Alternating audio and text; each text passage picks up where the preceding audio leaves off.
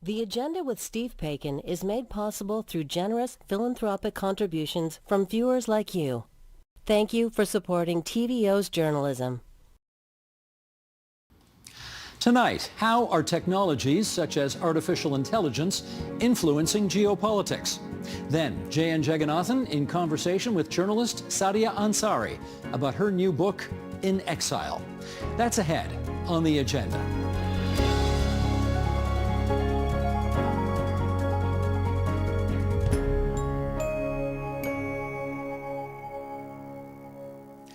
In an era of rising global tensions, coupled with the increasing digitization of economies and societies, to what extent will new technologies like artificial intelligence play in the geopolitical quest for power?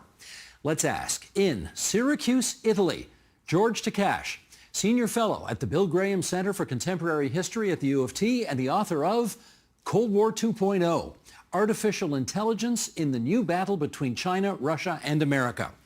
In Washington, D.C., Rachel Ziemba, Adjunct Senior Fellow at the Center for a New American Security and lecturer at New York University's Center for Global Affairs. And here in studio, Besma Momani, Professor of Political Science at the University of Waterloo, Senior Fellow at CG, the Center for International Governance Innovation, and somebody who just drove 2 hours to get here. You are brave to brave our traffic. So well done. Thank you for being here, Besma, once again. George and Rachel, great to have you on our program tonight. George, I want to start with you because the title of your book, Cold War 2.0, suggests, obviously, we're in the middle of a second Cold War. Why do you think? Well, in terms of geopolitics, a couple of the leading autocracies in the world, specifically China and Russia, and their junior partners, Iran and North Korea, have dragged us into this Cold War because those autocracies are no longer willing to comply with the rules-based international order. And what that has produced, the tsunami of cyber attacks, ransomware attacks, including against hospitals in Ontario, public libraries in Ontario, and then waves of disinformation into social media in Ontario and Canada. We're seeing economic coercion by these autocracies against the democracies. Hostage diplomacy, we saw that with the two Michaels. And then finally, in terms of the Cold War, China is launching all sorts of gray zone military punishment drills around Taiwan, which is a critical democracy. And then, like in the first Cold War, you had regional hot wars, and we've got a big one currently in Ukraine by Vladimir Putin. And we've got Iran sowing and fomenting military war in the Middle East. So people are wondering why we're covering this story here. The answer is because it hits home. It definitely hits home for us. Rachel, I wonder if you could pick up on that answer and, maybe add to the list of when we talk about the technological changes that are sweeping across the globe and affecting us in this way, what other types of technology do we need to know about? Sure. So in addition to all these risks that George has laid out very well, we're also seeing countries, including Canada, really looking to leverage new technologies and develop, sort of drive growth. Oil-producing countries like Saudi Arabia and the UAE, who might sometimes be seen as junior partners of either the U.S. or China, are really putting a lot of money into sort of AI and tech development. We are seeing increasing technology in automotive supply chains and all of the sort of, in really any supply chain we're looking at, even metals, mining, oil and gas industries that are so important to Canada. This is increasingly ones where geological data and a variety of things are being used. And the risk is, as you have these different actors, that some of these critical supply chains could be tampered with, not only by hackers, but a variety of that. So I think this is something that is affecting both from a risk side, but also an opportunity side, us here in Canada and around the world. Besma, this collision between tech and geopolitics, we've heard some examples from George. You want to, anything else on your list you think we ought to know about that we need to add to it? I definitely add chips, semiconductors. This is really where I think things really hit home. You know, we talked a little bit about supply chains and you heard that. And this really started when, frankly, COVID hit and we started to become really aware of the word supply chains. It became common dinner conversation, frankly. And it really raised awareness on the vulnerability of what we used to think was just-in-time delivery, really this idea that globalization, being unfettered, worked for us. And then all of a sudden, not only are we scrambling for masks, which we did, we're scrambling certainly for, all things PPE, and not to forget the fact that chips were a big component of that and that they were really just not available. And we have a system today where a lot of our consumer products are smart. I mean, once you say smart, it's, the Internet of Things, they're connected online, they need chips. And so washing machines have chips now in it. So it's become ubiquitous in all of our consumer goods. And so what COVID did is really opened our eyes to this vulnerability and this nationalism of making sure that our supply chains are secure and safe, and just-in-time delivery no longer sufficed, not for the average person and certainly not for policymakers, and it became suddenly a national security interest. And so geopolitics and national security really came to light, I think, because of COVID. Not to say that it hadn't preceded that with Trump's trade wars, which he started with China initially back in 2018, but it just hit home. And lastly, I'm going to put in there is populism. Let's not forget, because at the end of the day, this idea of relying on external sources, this idea of relying on unfettered globalization, just no longer was something that I think the average public was going to put up with. And populist leaders today are more likely to blame external foes, the external actors. And so we're doing a lot of China bashing in common parlance of a lot of policymakers. And that's really, I think, what has highlighted. So I'd focus on chips. It's really the ubiquitous thing in all of our consumer goods. And it's going to mean we are currently in a chip war, very much as George pointed out, a reason for part of the Cold War 2.0. I was going to get to this later, George, but since Besma pointed out the realities of last week's election in the United States, how do you see this thing changing or not as a result of the election of Donald Trump? And does it kind of go on steroids now, or what happens? Well, just to bring together everything that we've already mentioned, ground zero for geopolitics and technology, and specifically chips, as Besma pointed out, is Taiwan. 92% of the advanced semiconductor chips in the world today are made on this small island called Taiwan. It's no bigger than Vancouver Island. TSMC, the leading chip manufacturer, is heavily into Taiwan. 14 plants. I was there about a year ago, and it's really an astounding place. And Donald Trump is ambivalent as to whether he's going to come to the defense of Taiwan, because China, 160 kilometers, that's all, away from Taiwan across the Taiwan Strait, China says that Taiwan belongs to China, and Taiwan has other thoughts.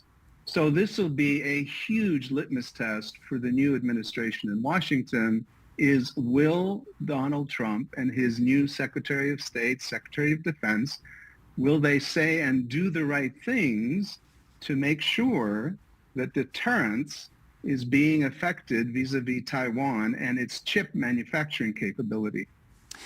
Rachel, you're at the center of it all right now, Washington, D.C. Do you have a view or a feeling about how Donald Trump will handle that when that crucial moment comes for him to make a decision about this? He loves his relationship with President Xi. So how do you see this rolling out? Well, he does, but they didn't part on good terms at the end of the Trump administration, right? The start of 2020 not only was the beginning of COVID and that scramble Besma was just talking about, but it was also when they signed what was the Phase 1 trade deal, where China agreed they were going to buy all sorts of U.S. products in exchange for lifting tariffs. And by the end of it all, they ended on very poor terms. So I do think, one of the things Trump has pledged on day one is tariffs on China. Maybe it won't be day one, but it'll be pretty soon. And I think that question mark, not only of what's the signal sent over Taiwan, but also other hotspots in Asia. And, the Biden, if anything, I think we're already on steroids in terms of focusing on using economic warfare and tools to support these supply chains. One of the big questions going forward is going to be the balance between protecting existing key nodes in semiconductors and technology and the U.S. focus to try to bring more of that production home, right? The Biden administration, supported by Congress, allocated a lot of money to convince TSMC and other producers to produce in the United States. Secretary of the House Johnson recently said, maybe we'll cancel that. We'll use the money for something else. So I think this is going to be a key question mark, and it's going to be a key area for allies of the U.S. like Canada to think about where do they fit into some of these supply chains. So there's geopolitics and national security risk, but economic security, economic growth, reshoring, these economic imperatives are also part of the picture now. And it's, I think, I think that Donald Trump's penchant for deal making, for negotiating, for threatening tariffs, for threatening restrictions, makes him a harder one to predict, perhaps. But we're already seeing a U.S. administration that is very fixated and focused on these supply chains, and I don't think that's going to change. Besma, Canada came up in that answer, so let me follow up with you on that. Federal government made a decision to get rid of TikTok last week. All right, they're going to send them home. Big deal, little deal, what do you think? It's interesting, certainly. I mean, look, I think what we've seen in the past few years in thinking about technology as a risk is a big question.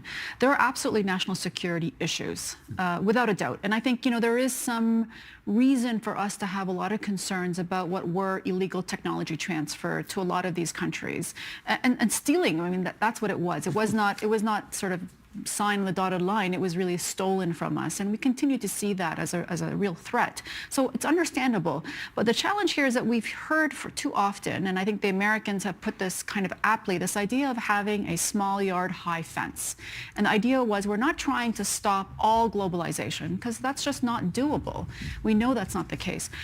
But what we're trying to do is really focus on really specific things. And ironically, chips is just one of the many great things. We're seeing that in solar, we're seeing that in EV, a number of other technologies.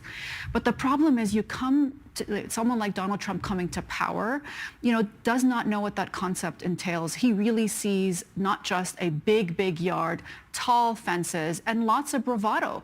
And so anything can happen. And the Chinese have been working vehemently to try to really increase their capacity, particularly in the semiconductor space, because that's not only those consumer goods that I talked about, but it's really the core of artificial intelligence. If they're going to succeed in the next wave of all things from not just military, but also civilian use, they really need to be ahead of the game in all things AI. And so that really is a big part of it. And I think what we're going to see with Trump coming to power is that bull in the China shop approach again. And so the Chinese are going to be even more worried now about what's next, right? What next are the Americans going to bring in to put those tariff wars in? So again, TikTok, it's just tip of the iceberg. And too often, I think we are looking at some of these applications with a lot of suspicion. I don't know how much TikTok really is of great national security value. Certainly, Can you have it? No, I don't have it. Yeah. I don't have it personally. We're banned from having it here, too. Well, look, I mean, one of the things on that is the location services, right? It tells you where you are. And there's something really worrisome about the algorithm of TikTok. It's not clear. Some of the other social media, platforms are more clear about the kind of algorithm that's given to you. That's not the case with TikTok. And just one last thing. Really interesting, in China, ByteDance, the equivalent, there it's all about bettering yourself. The entire content and algorithm that's being pushed for the average young person, a TikTok user, ByteDance in China, is about how to be a better person, how to be smarter, how to work harder. That's not the case that what we're having here in Canada and the West. So there's something really fundamentally odd about that. And back to disinformation, using cyber cognitive warfare, you can't help but wonder what is the Chinese real strategy here in pushing this kind of nonsense content that we see in TikTok today. George, nonsense, yeah, no, I hear you.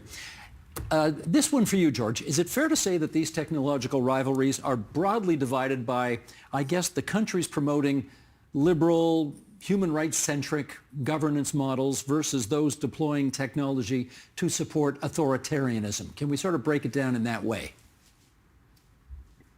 Yeah, and that's precisely the frame that I use in the book. I think there's actually real value for people to understand what's going on by thinking about the democracies and the kinds of rules that we have, the commitment to human rights, the commitment to the rule of law, which do not exist in China currently. They do not exist in Russia. So just actually to meld your latest question with the TikTok one, I'm not on TikTok. I go on it periodically for research purposes. And if you put in your request for information on democracy, you'll get 15 short videos, 12 of which are absolute pure Beijing propaganda. And what I say in my book is going to happen, and I see it happening every day, is a decoupling of the technological infrastructure of the world into, to use your earlier phrase a second ago, a democracy-oriented tech ecosystem and an autocracy tech ecosystem. And just as you cannot get a whole raft of democracy-type internet platforms in China, we should not be having TikTok in Canada, in the United States, in Europe. And I totally agree with Besma's point about geolocation. The other danger in TikTok, beyond the propaganda and the geolocation, is there is a constant stream of data going back to China, potentially. They say they've got it offshore somewhere in Singapore, but potentially to China. And it's the same with EV cars from China.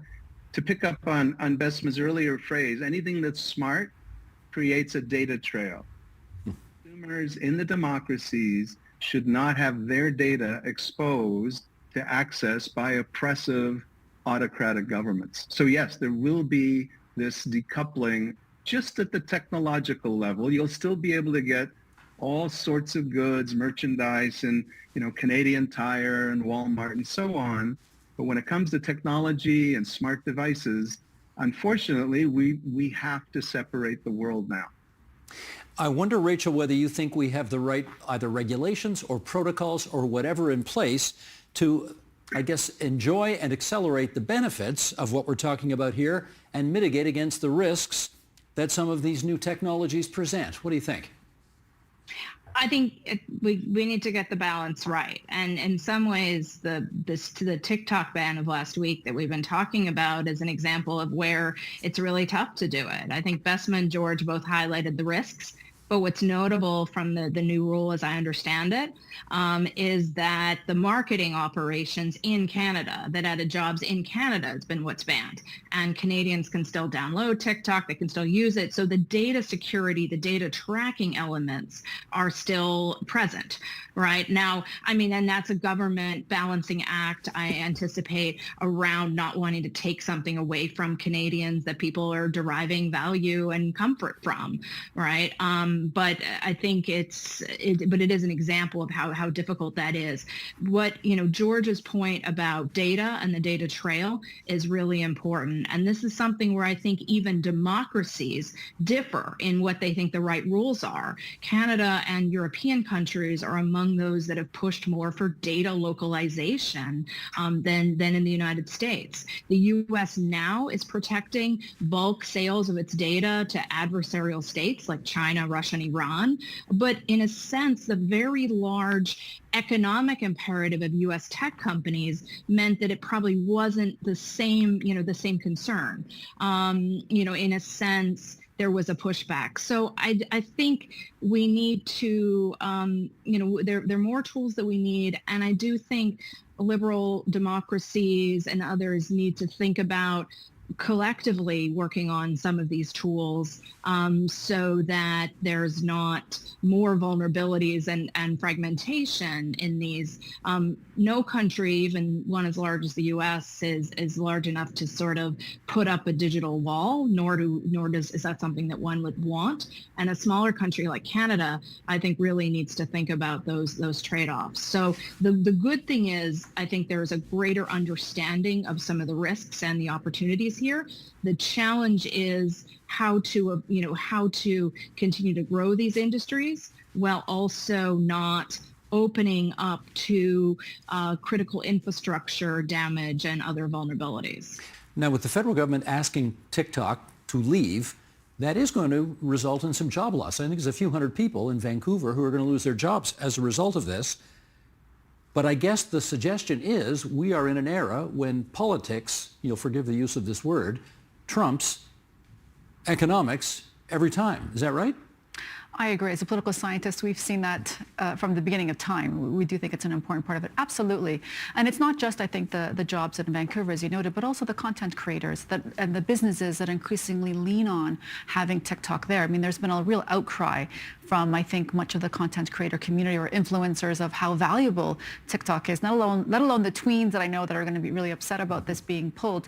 It is an issue. It certainly is an issue. But I think there are some national security concerns that need to be discussed and more debated conversations about how much do we rely on these really important platforms, what they do. I think in terms of thinking about shaping public opinions, it can't be really left in the hands of countries that we don't see sharing our values. I play hockey with a guy who was talking to me in the dressing room about this morning, and he said 350 people in Vancouver are going to lose their jobs. This is a dumb decision by the government of Canada. Does he simply have to appreciate that he's in the middle of a global chess game right now, and tough luck? I think we're going to see a lot more of this happening, frankly, and I think it's going to be a wake-up call because, again, Canadians have been generally a bit naive on this. You know, we don't think someone's trying to, why would they want to attack us? Why would they want to know this information about us? We're so nice, right? We're so nice. Who would want to do that? But I think this is really going to open our eyes because everything in terms of our connection, our connectivity online has now become a potential weapon. You know, it is the baby steps toward cognitive warfare. It's really scary and it sounds almost sci-fi, but that era is here nowadays. Having said all that, though, Besma, I mean, we're not going to completely decouple our relationships from China over TikTok, or for that matter, over anything else, are we? I mean, that's not in the cards, is it? You know, we can't. I mean, I think that there's this mythology that somehow we can have, you know, a world without this integration. And I think it's just too far gone. I mean, there are certain things that we can do better at. I think we need to improve our digital literacy. We can improve our understanding of privacy, which at the core of this, we spend too much time just saying, I agree to all of those conditions that are before us. We download an app, we just say, I agree, but we don't look at the fine print. And the fine print, if you read it, is pretty terrible in terms of what you're giving away, in terms of your privacy, it's your data. And that's why, the Europeans have put in such really strict rules on this with the GDPR, really helpful. But we Canadians, I think, are too naive in that. We just think, oh, well, what's this? Facetune is a great example of that. This app that was looking at our face to tell us what we look like when we were in 20, 30 years from now.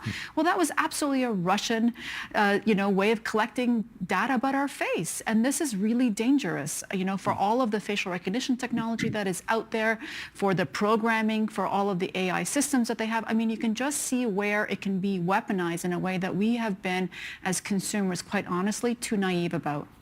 George, I wonder whether you think Canadian businesses traditionally think deeply at all about geopolitics.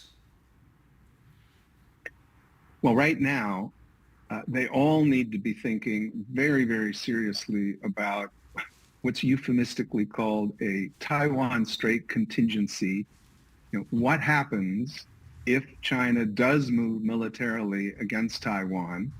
So if you have any supply chain emanating from or coming through Taiwan, and beyond semiconductor chips, Taiwan makes a lot of other products, the flat panel displays, the Kindle reader, the Kobo reader, like a lot of those products come out of Taiwan. So you've got to think through, well, do I have a second source? Do I move some production to Malaysia or Mexico? But then you also need, frankly, a China strategy, because if China moves on Taiwan, and if Trump does move to defend Taiwan, and I think Japan will be there as well, you know, the best war games tell us that a lot of soldiers are going to die very, very quickly, unfortunately. And when body bags start going back to the States, that's when you'll get the full decoupling of trade between China and the democracies.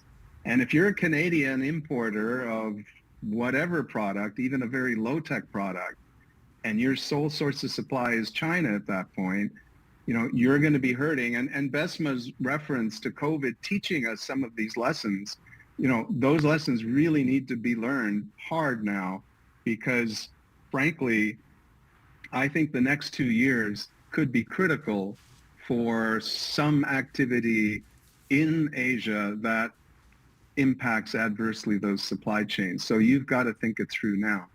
George, you didn't see this, but in the midst of that answer, Besma started shaking her head, and that always catches my attention. So what was the head shake about? I don't think Trump is defending Taiwan. Absolutely not. He's not going to. No, and I think actually we've accelerated the possibility that China will actually do something in Taiwan, because, you know, Taiwan was called, you know, at one point, because of its preeminence role, as George pointed out, in the semiconductor industry, that it had a silicon shield by virtue of what it does. But ironically, what we've seen under the Biden administration with the CHIPS Act is really make China, force it to accelerate its production and its knowledge of how to fabricate them themselves. So what we have today, in fact, is less reason. I mean, the silicon shield wasn't just about the world worrying about Taiwan. Even China was dependent on Taiwan for those chips. It's no longer the case. It's broken through already and is able to do that on its own. And so I think the probability of China attacking is higher than it was before the CHIPS Act.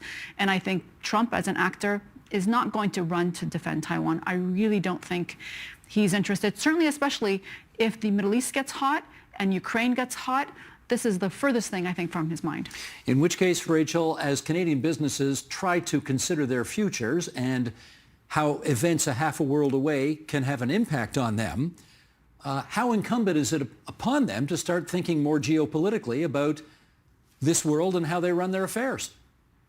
I think it's essential, both in the Taiwan contingency we've been talking about, but I think Canadian businesses have already had to think about, you know, could products they're producing now end up in Russia, right? Could they end up in military and drones in Iran? So I do think there's been this wake-up call, you know, over the last several years, that around the world, Canadian businesses, other businesses, they have to pay attention to their supplier's supplier and their buyer's buyer. Canada has brought in forced labor restrictions. The enforcement is a lot weaker, perhaps, and other challenges than the sort of similar measures in the United States and in Europe. But I do think that businesses are being forced to really understand their supply chains and to make sure they're not running afoul of some of these rules. And, you know, I think George highlighted very well the risks of the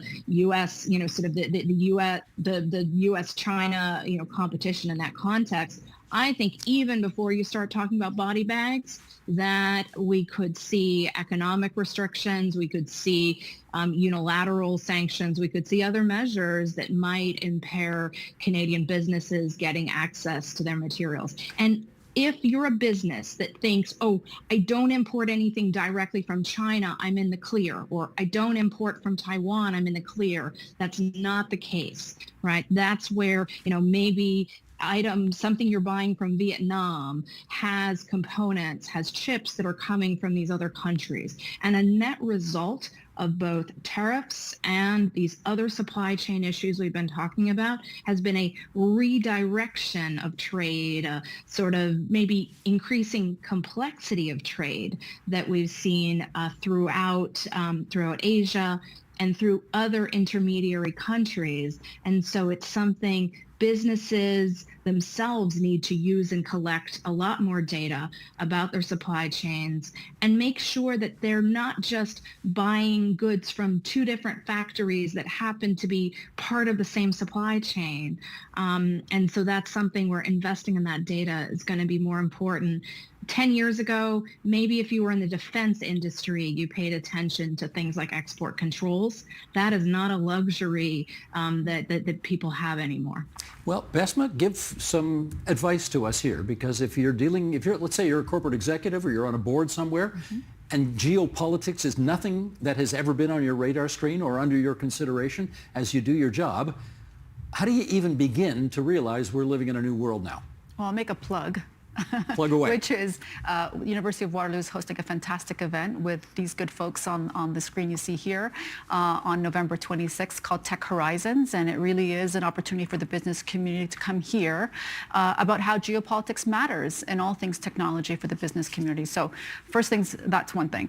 I think really it's a matter of finding geopolitical specialists in your midst. I mean, I think again, we've brought in ESG folks to help us manage that from before, but now we need to think about geopolitics as part of the C-suite, if you will, that needs to be a part of the expertise we bring into corporations. And I think that really we need to have that.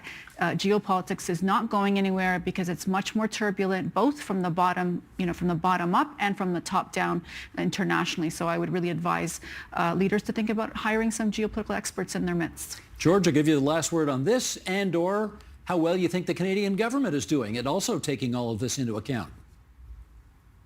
Well, just first a shameless plug for my own book. I've now given 2 talks to Canadian pension funds centered around the book and the concepts in the book. And so to Besma's point, if you feel like you're a little bit thin, either at the corporate board level or the senior management C-suite level, you've simply got to get up that curve, because with respect, I disagree, as you heard a minute ago with Besma, on Trump and Taiwan, but that's the sort of discussion that board absolutely has to have.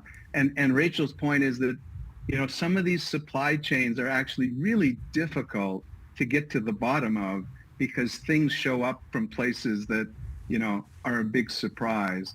The Canadian government, I don't want to get into a whole big topic about the unseriousness of Ottawa today on, for instance, defense spending. Vis-a-vis Trump, we are going to learn just how unserious we've been when Minister Blair says that, we'll get to the 2% NATO threshold. You've got to spend 2% of your GDP on defense. We'll get there by 2032. Something tells me that the new administration in Washington is not going to be satisfied with that answer. So unfortunately, Canada is going to get, I think, a very rude awakening on this. I want to thank the three of you for coming on to TVO tonight and helping us with this. And a reminder, November 26th is your conference at University of Waterloo? Nope, it's here in Toronto. It's here in Toronto. Absolutely. Where's it happening? CIBC building. At the CIBC downtown. Terrific.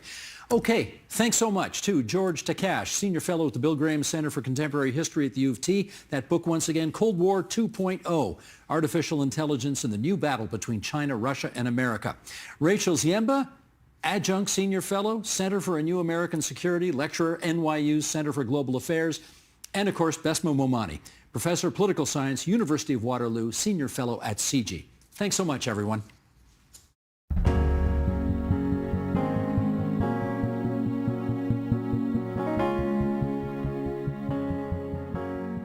In her debut book, journalist Sadiya Ansari investigates the truth behind a family secret.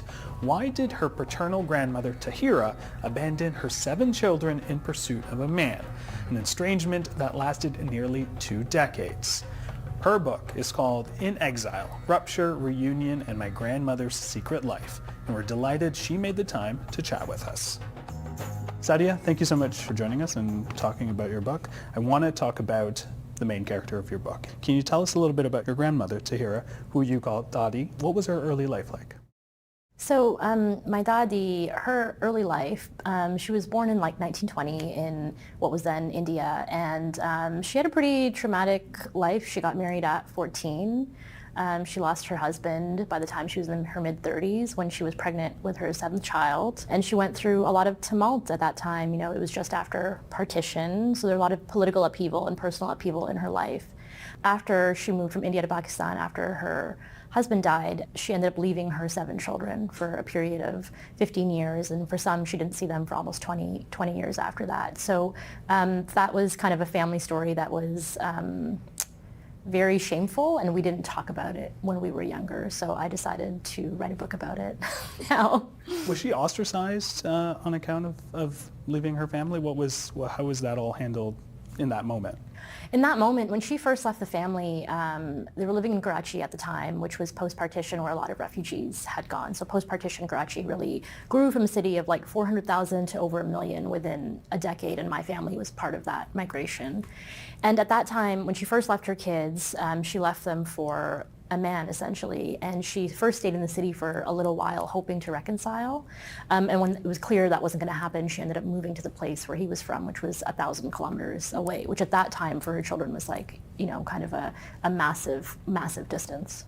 Can you give us an age range as to how old the kids were? Because some were in their 20s, but some were quite young. Yeah, so the youngest, the 3 youngest were daughters, and the youngest was 6 years old, and then the 4 older ones were boys, and the eldest was about 21, 22. For people who are reading this book, I feel like you tell the story of a very strong woman who was put in a pretty difficult situation. But I'm curious. Let's talk gender roles. What would people's perception of Tahira have been different if she was a man? Yeah, I think if my grandmother had been a man, it would have been very expected for her to remarry, right? If it was a man who had 7 children who had lost his wife, it would be the norm. So my grandfather, actually, the man that she had married, her first husband, he actually had married her because his wife had died, and he had 7 children. And so he needed a mother for his children, and then my grandmother became that mother, even though she was, not even a woman herself at that age. So I think in terms of gender roles, women were not really expected to remarry, but men, it was just very normal. I want to talk about your relationship. Your grandmother moved to Markham, Ontario to live with you. You were only 5. Despite sharing a room with her, you wrote, "While we were physically close enough for me to know her sleeping habits and for her to know which of my dolls were slutty enough to need a custom shalwar, as a child I knew next to nothing about Dadi's history, about why she came to Canada, why she lived with us." Walk me through your relationship with her, and how did you first learn about your grandmother's story? She moved in with us when I was 5. We lived in Markham. We shared a bedroom for the first 5 years of her life with us until I was 10 years old. And she was quite strict. She was kind of a strict grandmother. She wasn't very nice. She wasn't very cuddly. And I didn't really understand that about her, I think, until I started researching her life and understanding kind of why she would have been that way. But as a result, we weren't like, I loved her and I knew she loved me, but we weren't close. We weren't like how my mother is with her grandchildren now, for instance. And we didn't talk about her past. And part of that is, I think we don't really ask people about their past in our families, especially women. We don't really ask our grandmothers about their histories. And secondly, I think there was just, when I did find out about this particular history, I was about 10 years old. I was at a family party. An aunt just kind of mentioned it offhand, and I was completely shocked because there was this woman who was very conservative culturally, very religious, and I couldn't imagine someone who had colored so wildly outside the lines. And it was also kind of framed to me as like, it's a secret and we don't talk about it. Like, I'm telling you about this, but you can't actually talk about it. And in the 10 years that she lived with my family, she never spoke about it with either one of my parents. And so even, that was a big regret for my father, for instance, that he never talked to her about that time. Were you given the full story in that conversation, or were you given a little snippet to be like, oh, there's way more to dig into? I was given like a tiny snippet, which is basically like she had left her children and she'd been gone from this year to this year. She'd left in 1963. My father didn't see her until the early 80s. And during that time, her children grew up, they got married, many of them moved abroad. And all I knew was that she was the woman who left her children. The sort of narrative around it was what kind of mother leaves her children, right? It was like this kind of, like the entire way she was cast as like the villain of the story. When did the idea to write the book come? So I became a journalist in like my mid-20s, and I feel like that's when I started asking more questions or learning how to ask my family questions. And I just started sort of to test it out. My grandmother had been dead about a decade, and I was home from Vancouver, and I was chatting with my dad, and I just asked him, what was it like when you met her again? And we were sitting in the room that she used to live in, because we had converted the downstairs sort of family room into a bedroom for her because she couldn't climb the stairs, and then we had kind of converted it back. And so we're sitting in that room and we're talking, and he was like, it was awkward. And I was like, oh, interesting, because in South Asian cultures, as you know, we often talk about our elders with a lot of reverence and respect. And so while he wasn't being disrespectful, I felt like it was like revealing, and it was kind of a thread to pull on. Were you ever concerned about, is this really a story that I should be unpacking and sort of printing? Family secrets are secrets for a reason, and I think that people prefer you don't write about them.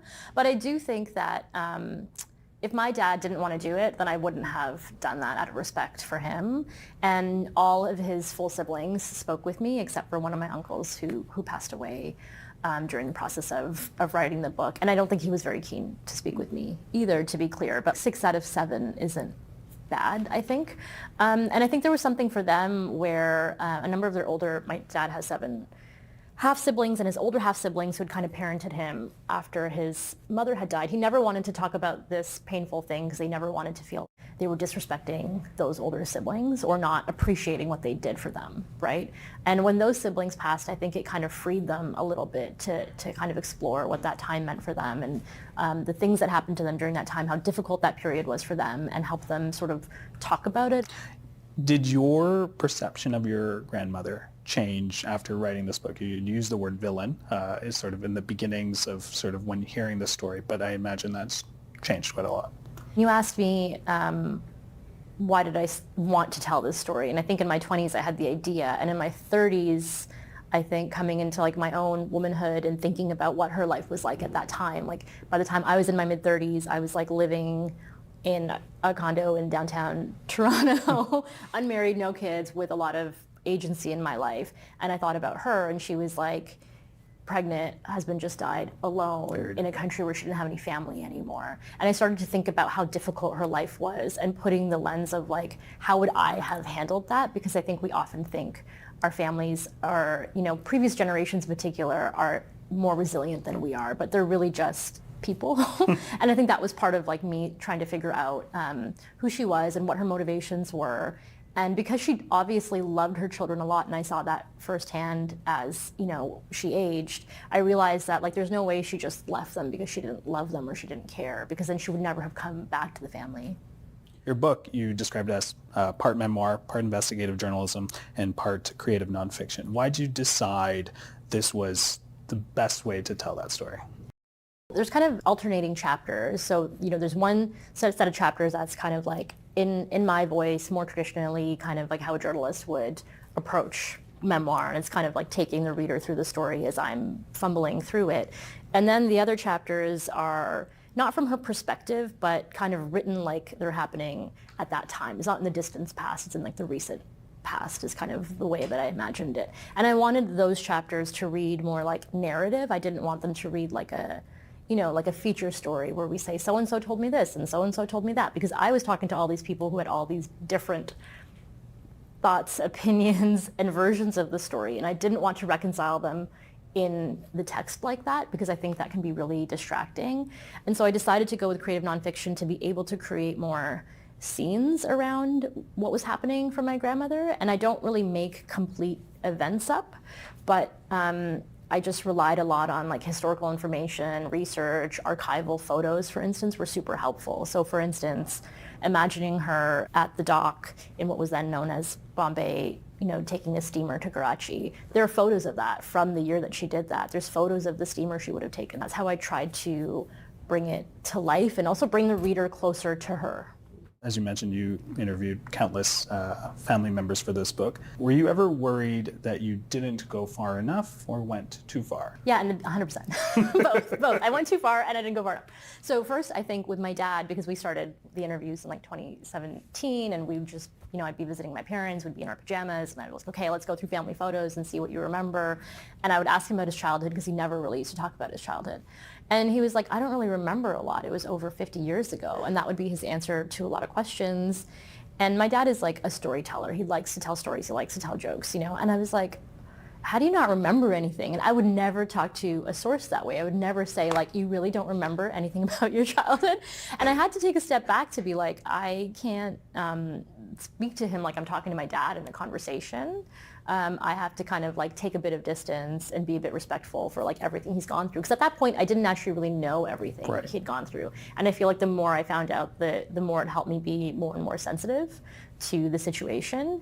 And I do think with family, there are certain things where you don't want to go, some places you don't want to go where you would kind of go with a stranger because you feel like there's a red line, even if they haven't told you there's a red line. The awareness that you need when you were interviewing people who are retelling traumatic experience, how did you navigate that? Were there any moments where it was like, where someone's pulled out of the interview, just being like, I can't do this? No one pulled out of the interviews. I mean, I do have to say that when I started, I did not have like a deep awareness of trauma-informed interviewing in journalism. It wasn't really something we were talking about. I think in the last 5 years, we've been talking about it way more. So as I learned more about those methods, it really helped me apply that to the interviews themselves. So a small example is letting someone start the story where they want to start rather than being like, let's go back to the beginning, because maybe that makes them feel panicked if their childhood was like unpleasant, which is where I started with my dad, for instance. Versus when you're in a conversation where things come up, then like they're more likely to tell you things, and then they're more likely to feel more comfortable going back into the moments that are tougher for them. Your dad's read the book.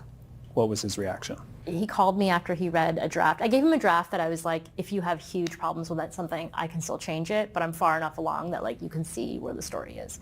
So I got a call from him, and I was in Vancouver at that time, and he was like, first of all, there are a few mistakes in the book. And I was like, oh my gosh. But they were like the tiniest things. He was like, we called the river this and not this. It's called this now, but we used to call it this. And like really small things. And I was like, that was not the headline of what I needed. And then he was like, but like, you know, he was so sweet about it. He's like, I'm so impressed with you, and I'm so proud of you. And there are parts in the book that I'm quite critical of him, and I'm critical of culture, and I'm critical of, you know, some of the things in my family in my own voice. And he really didn't bring any of that up, which I was pretty impressed with, to be honest. All right, I want to talk about you, particularly identity. You were born in Pakistan, but raised in Canada. Did you change your perception of either country throughout this process? In Pakistan, for sure. Part of it was, even though I was born in Karachi, I didn't feel, and I certainly grew up in a Pakistani household. So I grew up in Canada, but I grew up in a Pakistani household. And I think for a lot of people in the diaspora, they relate to this, which is, you know, when your parents come from somewhere else, they're trying to really instill the values of that culture in you.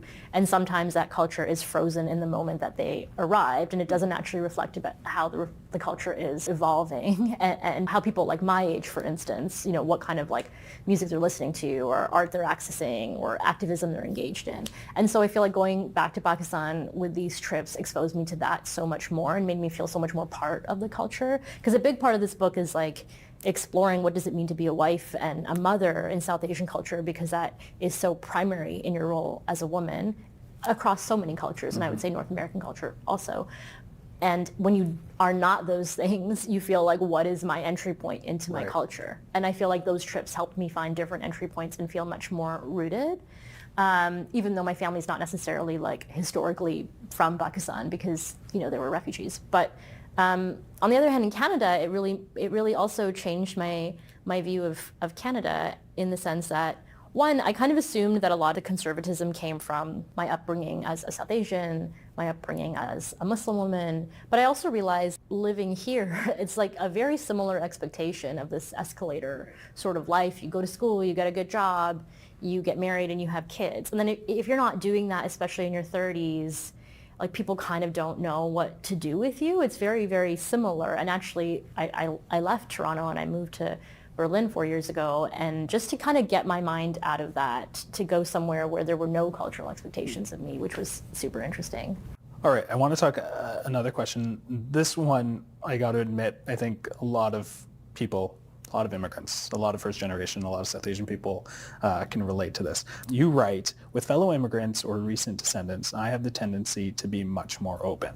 With a certain type of white person, I prefer to smile politely and say I'm from Canada, clarifying that I'm from Toronto, further naming the suburb I grew up in, as though I misunderstand what they're getting at.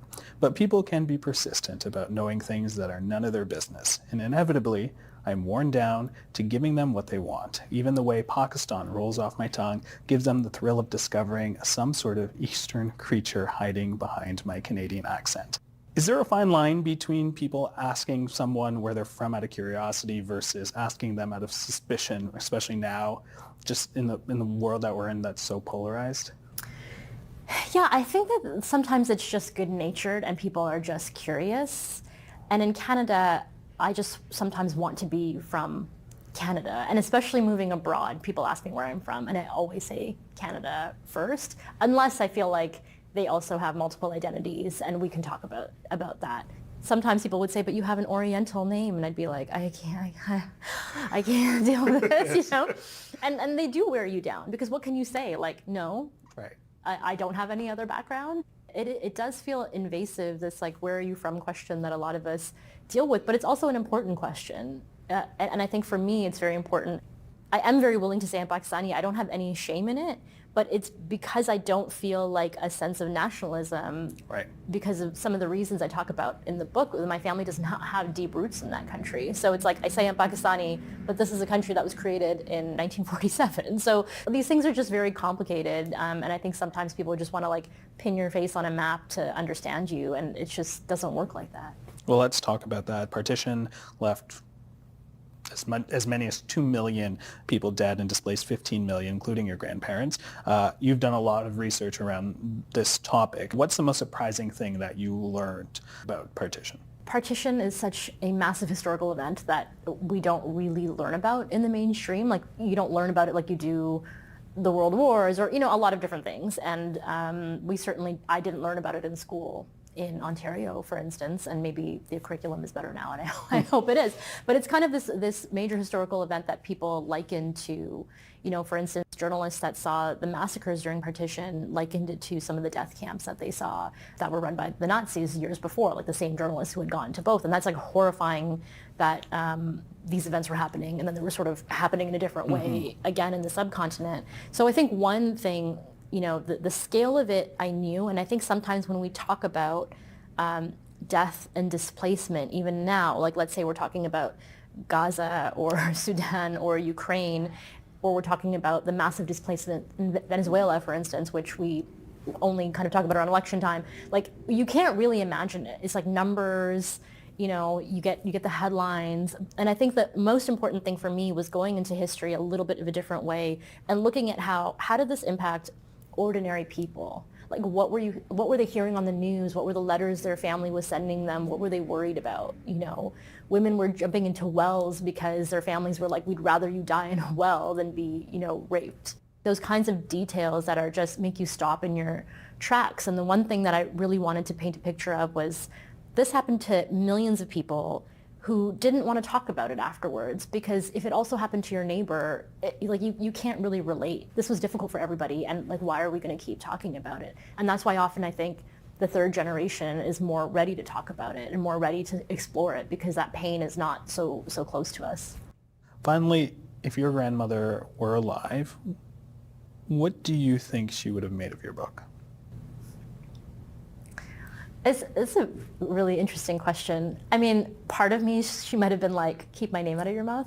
But like, part of me, I think, you know, because of the culture she was steeped in, I think she would have been apprehensive or not approving of it all being out there. But on the other side, I think there's so much of my motivation was recognition. I wanted to recognize her life. I wanted to recognize the hardship she had went through. I wanted to recognize that she was a complicated person who did love her children, but made some choices that were really harmful, not just for them, but for her. I would hope that she would appreciate that sort of complexity and recognition and empathy that I tried to bring to the book to kind of untangle that simple story of what kind of a mother leaves her children.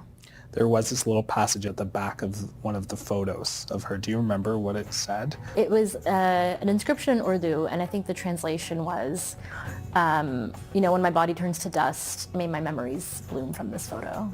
I thought that was beautiful. Sadiya, thank you so much. Really appreciate you sharing this story, and I think it will resonate with a lot of people and get them to dig a little deeper into their family roots. Thanks so much for having me.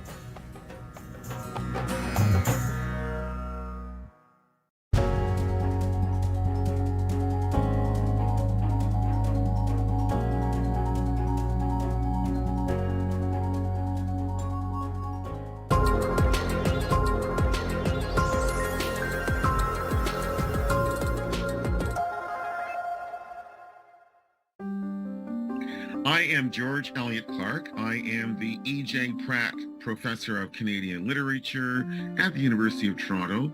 This is such an incredibly onerous question to have, and yet it is a question that riles and roils poets of many different types, whether or not one is a print-oriented poet, page-oriented poet, or a stage-oriented poet who's working with a microphone and gestures, gesticulating and orating the verses, reciting the verses aloud, and so on. They both have their strengths. You have the immediacy and spontaneity of spoken word and of poetry recited. Because of course you can take print poetry and you can recite it, right? Or you can take scripture and recite it. It has tremendous power.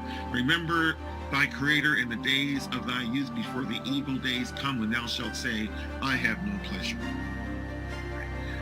Ecclesiastes 12, verse 1.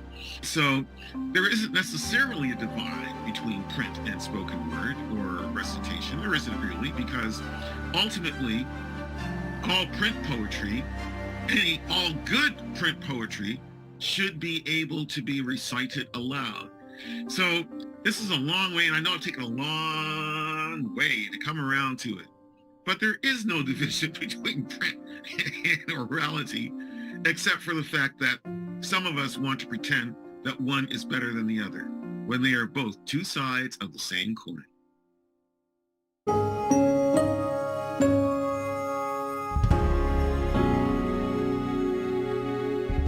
And that is the agenda for Tuesday, November 12th, 2024. Tomorrow on the program, is a livable wage an idea whose time has come? We'll explore that. I'm Steve Paikin. Thanks for watching TVO, for joining us online at tvo.org, and we'll see you again tomorrow. The Agenda with Steve Paikin is made possible through generous philanthropic contributions from viewers like you. Thank you for supporting TVO's journalism. Next week on the agenda. We knew it was hopeless. We knew information right away that looked bad. But I think we were kind of admonished. I had to deal with Israeli IDF and intelligence, and I felt almost admonished, as many of us in my family, for losing hope. That's next week on the agenda.